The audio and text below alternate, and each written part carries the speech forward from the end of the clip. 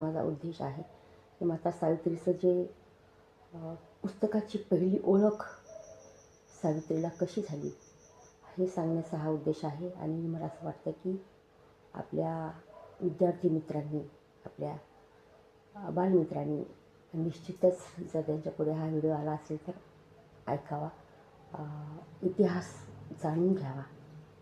तर त्या काळामध्ये मुलींना शिक्षण मुळीच नव्हतं हे आपल्याला माहीत आहे. की सावित्री मोठी धाडसी होती. तिथं शिरवळा आठवडी बाजार शिरवळ्याला भरत असायचा. शिरवळा नावाचं गाव होतं, तिथं एक दर आठवड्याला बाजार भरत असे. तर 5 किलोमीटर अंतरावर असलेल्या त्या बाजाराला ती कधी कधी एकटीच जायची. लाडकी लेक, श्रीमंताची कन्या, तिला पैशाला काहीही कमी नव्हती. एकदा अशीच ती बाजाराला गेली आणि आपल्या पैशाने तिने भज्जी आणि जिलेबी विकत घेतली आणि ती खात खात खात खात पुढे चालू लागली. त्यावेळी ख्रिश्चन आणि मिशनरी संघटना उभारल्या होत्या.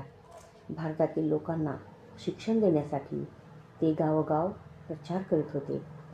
आणि तिथे एका झाडाखाली मशनरीच्या काही बायका आणि काही पुरुष असे गाणे गात होते.